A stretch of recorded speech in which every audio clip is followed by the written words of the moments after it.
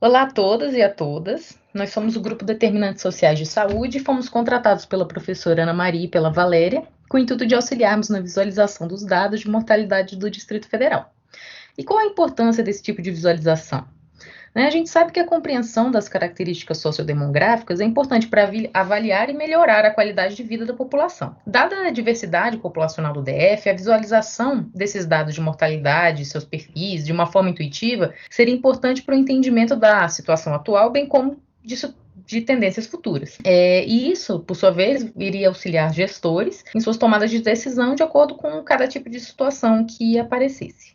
Então, o nosso banco de dados foi fornecido pela Secretaria de Saúde do DF, contendo os óbitos dos últimos 20 anos. E desse banco nós tratamos apenas dos óbitos dos residentes no DF. E devido à grande quantidade de variáveis, nós consolidamos os dados e selecionamos apenas algumas variáveis de interesse para uma melhor visualização desses diversos perfis. Dentre essas variáveis, nós escolhemos sexo, faixa etária, raça, cor, estado civil, região administrativa de residência, a renda média da família, de acordo com a pesquisa de emprego e desemprego, e também as principais causas de morte. Em relação a essas causas, nós escolhemos tanto o capítulo do CID, que é um agrupamento de doenças com características semelhantes, quanto as causas específicas. E para visualizar esses dados, nós usamos principalmente as bibliotecas ggplot e plotly para a confecção dos gráficos e o leaflet para a confecção do mapa.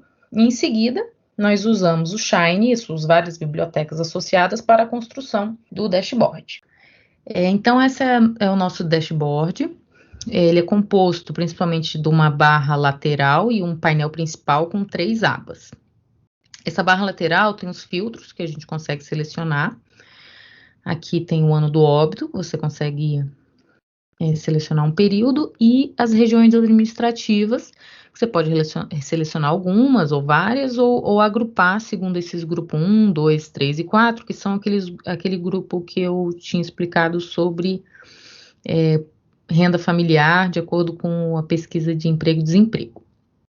Aí aqui esse primeiro painel responde a esses 2 primeiros filtros que eu expliquei. Nessas caixinhas azuis no topo, tem um resumo desses dados, né, a quantidade total de mortes para aquele período e regiões administrativas selecionadas. Tem também a principal causa de morte por capítulo do CID e a principal causa específica.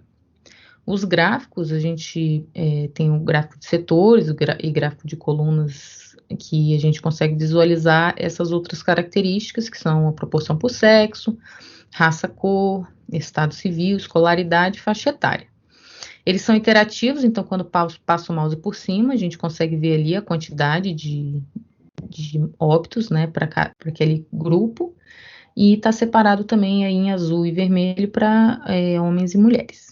O segundo painel é um painel com taxa de mortalidade por 1.000 habitantes. Aí esse já tem um filtro específico só para esse mapa, que a gente consegue selecionar um ano específico, né? Ali naquela barrinha de rolagem ali. Sexo, masculino ou feminino, e as faixas etárias, que pode ser uma ou várias, ou por grupos também, por infância, jovem, adulto e idosos. No mapa, ele também é iterativo, e ele, quando passa o mouse por cima, você consegue ver o nome da região administrativa e a taxa de mortalidade por 1.000 habitantes. As cores, né? Quanto mais escuro, esse vermelho mais escuro, é uma taxa maior, que a gente pode ver ali na legenda, que está dividido pelos quartis. Essas regiões em cinza são a Arniqueira e outro pôr do sol e sol nascente, que foram criadas em 2019, nós não temos dados para elas, nem de projeção populacional. Sim, e aqui nesse caso, a gente só conseguiu, no caso da mortalidade, a gente só tem o cálculo de mortalidade de 2010 a 2020 por conta da projeção populacional. Finalmente, a última aba desse painel principal, a gente consegue visualizar as causas de morte. Então, para aqueles mesmos filtros, né, primeiro lá do ano e das regiões administrativas, a gente consegue, ele responde aqui agora e separa, né, para sexo masculino e feminino, tem essa nuvem de palavras. E essas palavras são as palavras-chave do capítulo do CID. Então, quanto maior a palavra, mais frequente foi que apareceu nesse filtro selecionado. E também aqui um gráfico de barras mostrando a causa específica. Então, quando passa por cima ali, a gente também consegue ver essa causa específica, escrita o nome todo dela, né? Também para homens e mulheres separados. E esse último gráfico, ordenando por capítulo de CID mais frequentes também, para aqueles filtros selecionados. Então, esse foi o nosso trabalho. A gente queria agradecer aos professores da disciplina de Laboratório em Estatística, o professor James, a professora Ana Maria, agradecer também a nossa mentora, Valéria, e agradecer a todos pela confiança para a elaboração desse trabalho.